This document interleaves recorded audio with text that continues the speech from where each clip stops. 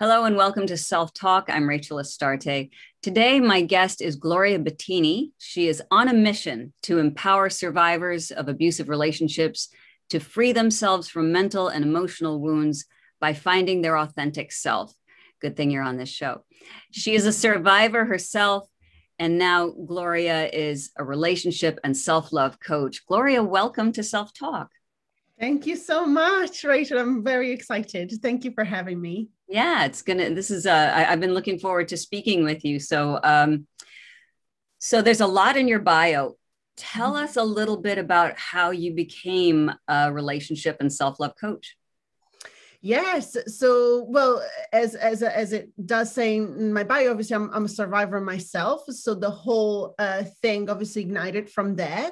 And, I've been I was in an abusive relationship for about 15 years, and it was not physically abusive, but it was very, emotionally and psychologically very abusive. Mm-hmm. And I didn't actually realize what was happening to me for a very long time. And after I came out of the relationship, I was actually, I started researching, and I realized that what happened to me was actually more in the specific narcissistic abuse. Okay. But I didn't know when, while that was happening. And all I knew that I felt like something wasn't right, that I felt really, not in alignment. I felt something was really, my intuition, I believe that always knew. My intuition always knew that there was something off there. Yeah. But anyway, so I started seeing a life coach because I was struggling with OCD, which is an anxiety disorder. And I thought that the OCD was coming from a high pressure job that I had and everything. But then again, after, with the aftermath of everything, I actually realized that it was from the relationship itself. Wow. Yeah.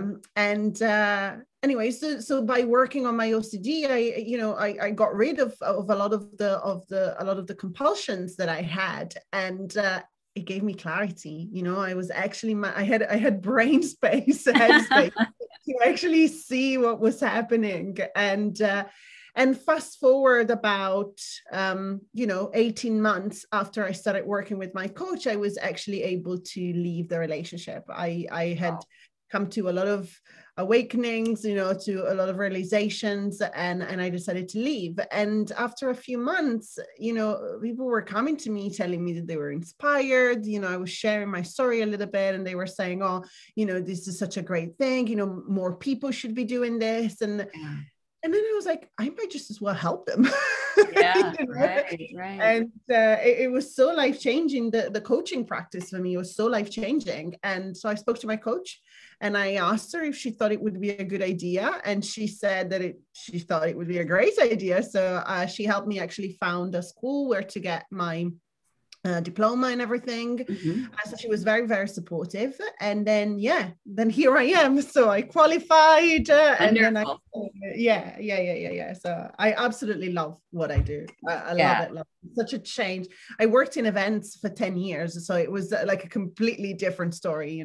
Sure. Yeah. And you're getting to help people individually, with their issues. So there is a glaring question that's coming to me immediately. How does one know when they're in a relationship with a narcissist? Yes. So first of all, if there is something wrong in the relationship and it could potentially be a toxic relationship, you already know. I can tell you now, you already know, because your instincts, your intuition is telling you something. You might feel shame. You might feel guilt. You might feel that you cannot talk. You might feel that you can't share certain things with other people because, oh my goodness, what would they think of our relationship? If this is where you're at, then that's a huge sign that there's probably something that you might want to look at, And in terms of being in a relationship specific with a narcissist, a narcissist, the very definition of a narcissist, what defines a narcissist is mainly their lack of empathy. So they will not see anyone apart from themselves, right? They would not empathize, they would not understand anybody else apart from themselves. So everything that they do is aimed at getting something in return. Right. And so every relationship that they have is not about the person that they have a relationship with, but it's about what they get out of this relationship. You know, and in terms of a pure narcissist in that way is to feed their ego, you know, to feed their sense of grandiosity, their sense of self, you know, all these sort of things. So it's never about, you know, in a healthy relationship, you choose your partner because you're maybe inspired by them, or you find you find that they add something to your life, in terms of maybe wanting, you know, making you want to be the best version of yourself. You know, there is something that inspires you, but it's about the other person, right? It's about something that you like about them. For the narcissist is about, oh, I feel this, you know, I get this out of that, you know. So one of the main things for me that I've experienced throughout the 15 years in terms of psychological and emotional abuse was gaslighting. Yes, that's a big one. Oh goodness, yeah, and gaslighting. Give us some examples if you can, so that people can recognize it if they're being gaslit themselves. Yeah, absolutely. So gaslighting is basically it's a very specific technique, let's call it, manipulative technique, manipulate. Oh my goodness, my English is failing me. Manipulation technique, yes. Mine does all the time. Sometimes I forget it's my native language, but go on. The manipulation technique that they use to basically alter your reality in a way, right? To make you, to distort the reality. So let's say, to give you a very practical example. So I would, there would be things that concerned me about our relationship and our life together. I mean, we were married, so it wasn't only the love relationship, but it was also, you know, financial things, you know. So I would go to him with certain concerns, saying, oh, you know, I think we've overspent here, or maybe there's something that we need to be looking at over there. And he would just dismiss it with things like, you're imagining it. Or this is another thing that they do. If you open up about your vulnerabilities, which in my case was my anxiety and my OCD, they then use them against you. So for example, he would say, well, you're just saying this because you have anxiety. If you know, so that's of course you see it this way because it's your anxiety, right? When in reality, no, you're actually expressing a concern that you have. Or for example, I remember towards the end of the relationship, I was saying, you know, obviously I was married, and I do still believe in marriage. I believe that it can be a great partnership with the right person. So I didn't just leave, you know, I wanted to make sure that I tried, that I did, you know, my best with, you know, to save the relationship. So I'm very open. I'm very honest. So I just said to him, you know, I have this feeling like we're going into completely different directions. And I feel like there's something is off, you know, like I don't, you know. And he would just say to me, oh, you know, those kind of things, it's just us, you know, it happens. It's just ups and downs. It's just our relationship goes in waves, he would say. This is just a wave that we're, you know, on, and these sort of things. And I would, the thing with gaslighting is that obviously you love the person that you're with. Right. So you give it credit. So you say, well, maybe actually, because you don't imagine that they are manipulating you, you don't know.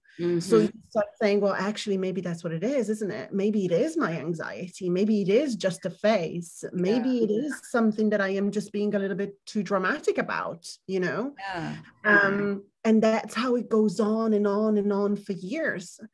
It sounds like it's a fine line between between being manipulated and being a helper in the relationship. For example, we all have problems, right? Every one of us. And so if our partner loves us and says, you know what, I think your father issues are coming up right now, or I feel like maybe your childhood wounding of other sort, you know, some other sort is coming up right now. And you might want to look at that in a loving way. And you go, oh yeah, maybe that's the case. Thank you. As opposed to what sounds like very manipulative behavior to keep you small, right? Correct. To keep you in your place. Now, what do they get out of that, would you say, generally? I know it's hard to speak for all narcissists, but what do they get out of basically muting you and keeping you in a box, in a way?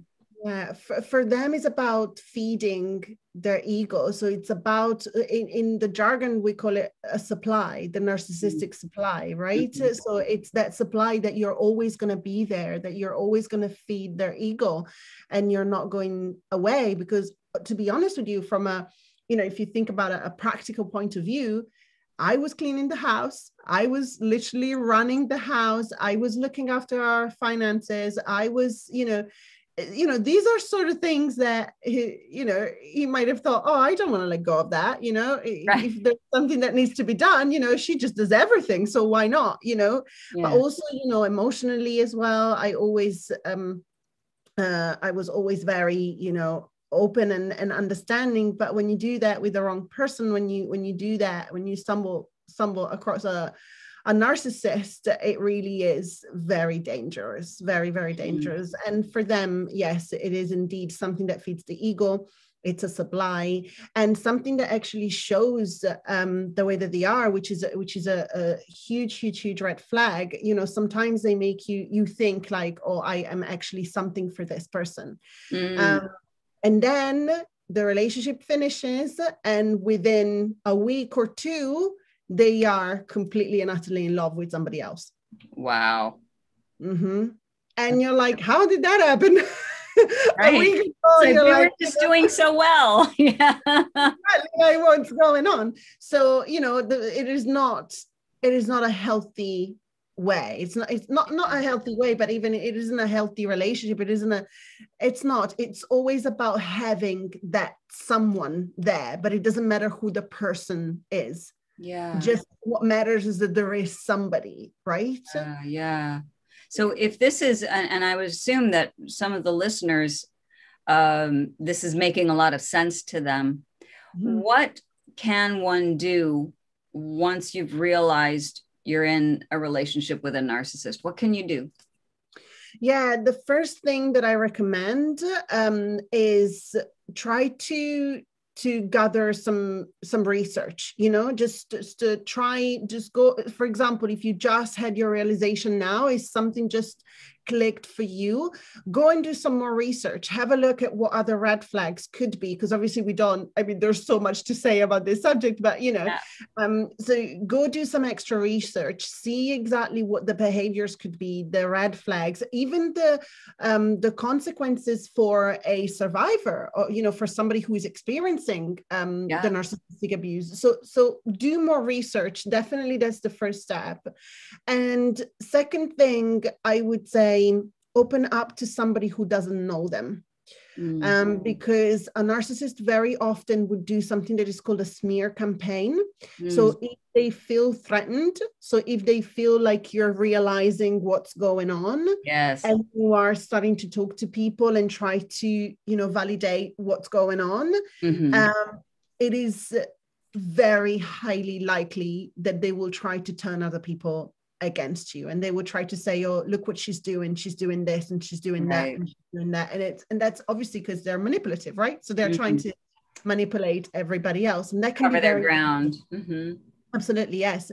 And that can be very, very isolating for you, because people that you trusted, and it's not their fault, it doesn't mean that they are narcissists as well because they are believing the narcissist, not at all. Well, narcissists are very charming. Absolutely. Very charming, very persuasive. Absolutely. 100%. So talk to somebody who doesn't know them, and perhaps even reach out to a professional. If you can, there's many people who do what I do. There's coaches, but there's also therapists, psychologists and all that. There's many, many resources out there. And, it doesn't cost anything to send a DM to somebody on social media and just say, look, I feel that this is what I'm experiencing it. What do you think it could be? What's, just to get a bit more reassurance, perhaps. And then if you are sure that that's definitely, if you took those steps, if you've done some research, if you spoke to somebody already, then I think in terms of starting to get out of the relationship. Yeah, that was my next question. Is you talked about sort of the ramifications of actually leaving a narcissistic relationship. And so, yeah, help us walk through that. What does that look like? Yes, so it looks very different for a lot of people, because obviously we know that not everybody is going to experience this in the same way, and for some people there can be physical violence. There wasn't in my case, but narcissists can become physically violent as well. So remember that the number one thing, the most important thing in the world is your safety. Okay, yes, no matter absolutely. what. Mm-hmm. So if you feel like you can leave, and you like straight away cold turkey, you can just leave, move out, and you have somewhere place to go where they cannot find you, they do not have access to, or anything like that, then if you feel confident in doing that, please definitely do so. Leave and just leave behind and just go no contact. Otherwise, prepare yourself to leave. Mm-hmm. So give yourself time. So and it's gonna, I believe this is one of the most powerful things that you can do, but with in mind, having your safety in mind, I am going to tell you now, pretend if you have to. So if you have to show them that everything is fine, that you have not changed, that you are the same person, but behind the scene, you're starting to do some internal work. Yeah. And you're cutting yourself out a little bit. Maybe you can go to have a session with a counselor or a coach or therapist once a week without telling them, or perhaps it could be cutting out 10 minutes, half an hour, or an hour a day to do something that is just for you, that feeds your soul, that just heals, for example, your inner child a little bit. These are all things that are going to give you strength, that are going to bring out your confidence again, that are going to raise your self-esteem. And then you will feel ready after a while, and it can be weeks, months, however long is that is going to take. Be patient with yourself, and the time will come, and you will then be ready to leave. But yes, I would say these are the two main things that I would suggest. Yes. And then the aftermath, right? So you were married, and maybe some of the people who are listening are as well, or they're in a long-term relationship. Is there a grieving process that happens afterward, after you've left somebody that you've been with? Yes. So the main thing that happens, and I have experienced this, I have seen this with 99.9% of my clients, and just because I never give 100%. So, that's I hear you. 9.9. But they have experienced a loss of identity. Yes. Because this very deep manipulation, they tell you things to make you doubt yourself. And this is, especially if you're in a long-term relationship, and also remember that this is somebody that you're in love with. So your guard is down, right? So there's a lot more trust involved and everything. So the effects are deeper, and they come, they are a lot bigger. So those words that they say to you, there's often a lot of insults, a lot of the insults disguised as jokes as well. Yes. Oh, yes. There's a lot of being a coward there when they cannot,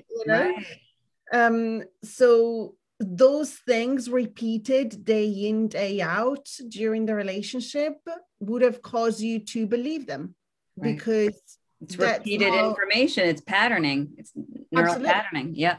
Absolutely. Yes. And our brain is exactly like our abs. It learns by repetition. So the more you do it, the more you hear it, the more it's going to remember it. So, so it's, so because you've learned those things about yourself, obviously you need to understand that these are not yours. Those comments, those words, those notions were put there to keep you in the relationship. Okay, they've created guilt. They've seen, because it was convenient for them to have you. That image, it's not you. It isn't. It really isn't you. And so that process, that grieving process you were asking about, you're almost grieving that version of you that was created. Right. It feels very scary to feel empowered again. Yes. It's very scary to feel like you can actually walk with your own legs. You know, it's very different. It can be very alienating, very scary. So definitely there is a little bit of I think grieving is the right word, because you kind of letting go of a part of you that was for a very long time, even if it was created. You know, even if it wasn't your essence, but you lived with that part of you for a very long time. Yes, it's very much like the inner child work when you're dealing with parental neglect or abuse. Yeah. And they're telling you every day, you're stupid, you're ugly, you're stupid, you're ugly. You move out of the house, and then all that's in your head is you're stupid, you're ugly, you're stupid, you're ugly. And you think it's your own voice, but it's not. It's not. Yeah. Right. No, and so it's a real adventure to find out who you actually are. Yes, absolutely. And that's exactly what I was going to say, that then once you've gained the awareness of the fact that that's a version of you that was created, that is not actually who you are, then the adventure begins. Yeah. Then it's when you are like, okay, so I accept that this is not me. However, now I feel really scared because who am I? So right. So you're now experiencing that complete loss of identity, but to the point, I literally have clients that have been telling me, Gloria, I stand in a shop, I do not know what to buy. I do not know what to buy to put on, you know, for clothes, or I do not know what groceries to buy because I don't remember what is the food that I want to eat. Yeah. How do you approach around that? Absolutely. That's reconnecting with your authentic self. So what we said at the very beginning. So once you're supported and you have somebody helping you doing this work, then week by week, day by day, you reconnect to that person. And you can do this by peeling off all those layers and letting go of all the things that no longer serve you. And week by week, day by day, you just see reconnecting more and more with yourself, and you're then actually to be able to follow your intuition and be like, oh yes, now I know, now I'm embracing this person that I am, and this is what I want to be. Right. So it can be scary, but also, I mean, aren't you excited when you're in front of a blank canvas and you just, I know. Right? It's like the same as a writer, a blank page, you know, it's like, it's scary. It's an exciting. I liked what you said too. Like, even when you're in preparation to leave, to try to do something for yourself every day that gives you joy. Yeah. I wonder what you think about this, but if you do start doing that and you carry that practice through the departure and the grieving and the ability to find yourself, you're already contributing to that true self. And that's a new habit that you can create. So I talk about it as a solitude practice. That's what I try to teach with my patients as well. Create a time for yourself that you do something that you love every day. And that's another way, I think, to create and find out who you are and create that being. Absolutely. And that is why it's so important to do in that preparation phase, because the only thing that's going to give you confidence is yourself. Right. Confidence isn't something that can be given to you by somebody else. Confidence is a state. And what makes you feel confident in something that you do with joy is something that you love, and it's something, you know, I have clients that are like, for me, I just have to put on music, 10 minutes random dancing, and I'm the most, you know, that's definitely on my list. You know, so whatever it is for you, but some people always are a bit lost with this at the beginning because they don't necessarily know. So that's why I always suggest them, what did you like to do as a kid?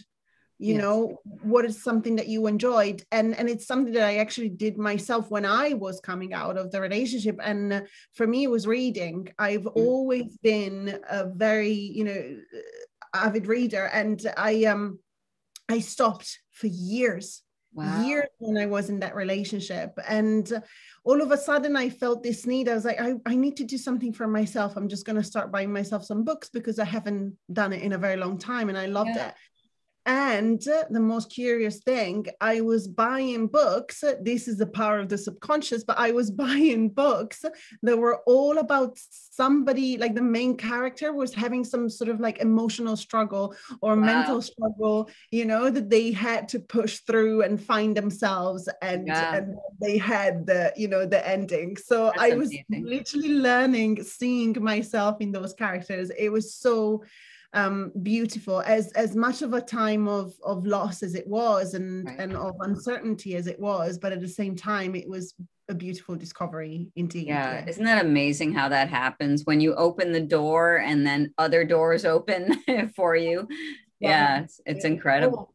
A great one about that, actually, because a lot of people are like, oh my goodness, if I leave, I don't know what to do. Well, please let this story be your inspiration.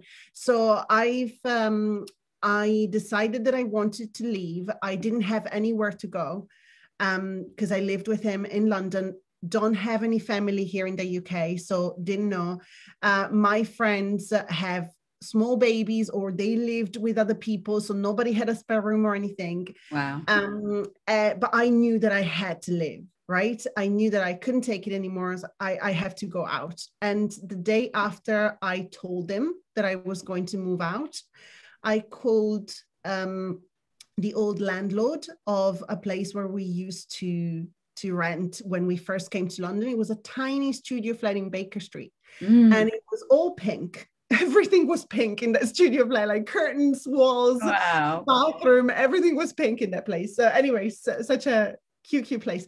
Anyway, so I called the landlord and I said, look, Anthony, his name is, and I said, look, I find myself in this situation and I need to leave. I don't have anywhere to go. I was wondering if you have any of the flats available. And he said, Gloria, I've had one flat free for a month and I just literally didn't have the time yet to put it on the market. Do you want it? Wow. I said, yes, please. And he told me, look, can you find somewhere to go for like 3 weeks? Because I just need to do some works in there and then it's going to be ready for you. And I said, yes, of course, I can do that. But at least, even if I have to stay here for 3 weeks and then move, I'll do that. Go to work the night after. I speak to my boss and I said, look, I'm in this situation, I'm going to leave, but now I got to wait 3 weeks and stuff. And he goes, well, we have, as I said, I used to work in events. So there were a couple of venues that we had in central London that had rooms for the staff in the higher stories, right? And he told me, well, actually, we happen to have one of the rooms free. Do you want to go there for just a few weeks so that you're there, you're out of the house, and when the flat becomes ready, you go. Synchronicity. Seriously. When you do something that is good for you, the universe will always, always, always have your back. Yes. Things work out, guys.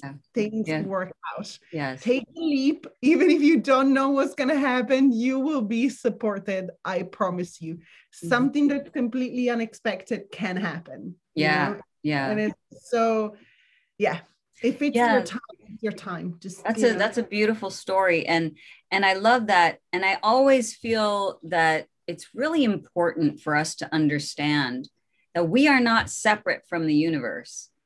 So when we act on our own behalf, when we are our own advocates, and you put into motion what needed to be done for your well-being, that's when your true nature, your true self will act in accordance. Imagine if you hadn't spoken up. Yeah. Right. If you hadn't, and yes, it's wonderful that those things were available, but you see, if as soon as you had the courage to say, I'm doing this thing and I'm letting people know, then all of a sudden, things come to you. And that is this beautiful dance that I think we have with the energy of the universe, which is part of who we are. Yeah. Oh my goodness. What a great story. I really couldn't agree more. And it's so, I see so many people that don't even ask the question, don't even make the phone call because they're scared. you have nothing left to lose. Mm. The phone call, whether you make it or not, sorry, if you make the phone call, whatever the answer is going to be, you are not going to be worse off than you are now. That's right. That's right. Nothing worse is going to happen than this. Right. So make the phone call, reach out, just try it, because actually I pulled a beautiful card the other day. I don't do tarots, but because I don't know how to read them. Otherwise I would. But I got myself a deck of oracle cards, and yeah, those are great. And I pulled like one or two every morning for myself, just as a little guidance for the day, right? I love that practice. And I pulled one the other day that just said leap. You know, it said the universe wants you to go first. Surrender, just take the leap. And once you take the leap, because it's an inspired action, you will be supported no matter what. Right. So right. It is such a huge force. Huge force. It is. And it's so hard to trust that. And then, but we, you know, that's what it means to take that leap, you know? Yeah, that's wonderful. So how can people find you, Gloria? Yes, so I hang out on Instagram a lot. I am one of those people. My DMs are always open. Please reach out if you have any questions. You know, I don't charge you for a chat. Definitely not one of those people. Absolutely, and I have people reaching out to me all the time. So please know that I am very open to have this conversation. If you've listened to this podcast and that raised some questions for you, please reach out. Absolutely. So I am at Gloria Battini on Instagram. Otherwise, you can go on my website, which is theselfmasterycoach.co.uk, and you can find there what I do. And I do have one-to-one clients, but I've created this beautiful membership for survivors where, you know, I have survivors actually supporting each other in this. They're all at different stages, you know, of, you know, some of them are dealing with narcissistic parents, some is ex-husbands or ex-boyfriends or bosses, you know, different stages and different experiences. But you have a space where you have people that actually understand what you're going through. Beautiful. And I think that's so important, because when you go to your friends and family and you tell them that you're being manipulated, they'll ask you, how can that happen?